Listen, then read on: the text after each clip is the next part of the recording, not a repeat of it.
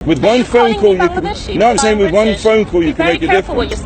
I'm saying with one phone call, you can make a difference. সামাজিক যোগাযোগ মাধ্যমে viral হয়েছে সাবেক প্রধানমন্ত্রী হাসিনার ভাগ্নি টিউলিপ সিদ্দিকের একটি ভিডিও, যেখানে দেখা যায় ইংরেজি ভাষাভাষী এক ব্যক্তির সঙ্গে বাকবিতণ্ডায় জড়িয়েছেন ব্রিটিশ এমপি টিউলিপ সিদ্দিক। তুমুল বাকবিতণ্ডার এক পর্যায়ে তাকে বলতে শোনা যায়, আমি বাংলাদেশি নই, আমি একজন ব্রিটিশ এমপি। এখানে স্পষ্টভাবেই বোঝা যায় বাংলাদেশে সাম্প্রতিক সময় ঘটে যাওয়া কিছু বিষয়ে তাকে প্রশ্ন করায় এমনটি বলেছেন তিনি। Are you aware that I'm a British MP?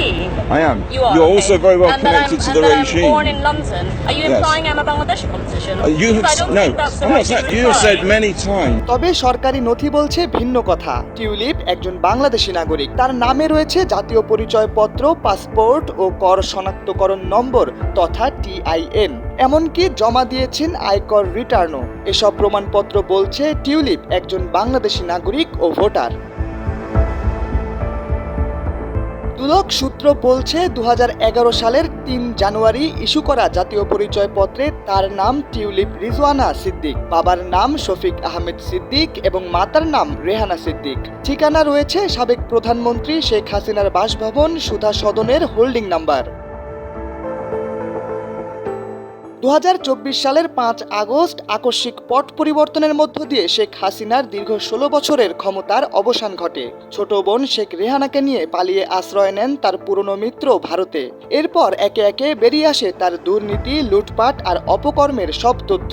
দুর্নীতি, রাষ্ট্রীয় সম্পদ লুটপাট আর আন্তর্জাতিক পর্যায়ে অর্থ পাচার ও ক্ষমতার অপব্যবহার করে গুরুতর অভিযোগে জড়িত বলে দাবি করা হয়েছে শেখ হাসিনা, তার পরিবার ও আত্মীয় স্বজনদের বিরুদ্ধে। ক্ষমতায় থেকে নীতি কথা শোনালেও তার পতনের পর বেরিয়ে আসে নানা অপকর্মের তথ্য।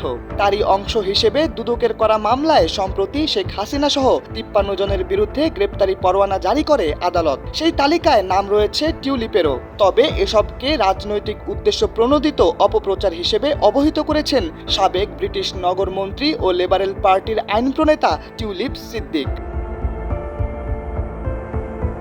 এখন প্রশ্ন উঠেছে, বিদেশি পরিচয়ে রাজনীতি করলেও বাংলাদেশি নাগরিক হিসেবে সুবিধা ভোগ কেন? নিজের পরিচয় নিয়ে টিউলিপের এই দ্বৈত অবস্থান রাজনৈতিক ও আইনি জটিলতার ইঙ্গিত দিচ্ছে বলে মনে করছেন বিশ্লেষকরা। এদিকে ভারতে পালিয়ে যাওয়া সাবেক প্রধানমন্ত্রী শেখ হাসিনা সহ শেখ পরিবারের 10 জনের জাতীয় পরিচয় লক করেছে নির্বাচন কমিশনের অধীনস্থ জাতীয় পরিচয় নিবন্ধন অনুবিভাগ। বাকিরা হলেন শেখ হাসিনা পুত্র সজীব আহমেদ ওয়াজেদ, মেয়ে সাইমা ওয়াজেদ, বোন রেহানা সিদ্দিক, ভাগ্নি টিউলিপ সিদ্দিক, আজমিনা সিদ্দিক, শাহিন সিদ্দিক, বুশরা সিদ্দিক, রেজওয়ানা মুজিব সিদ্দিক ও Tariq Ahmed Siddiq. Are you aware that I'm a British MP? I am. You are. You're also very well And that connected to the I'm regime. born in London. Are you Yes. implying I'm a Bangladeshi politician? You Because I have don't no. think that's the I'm not right saying. You reply. have said many times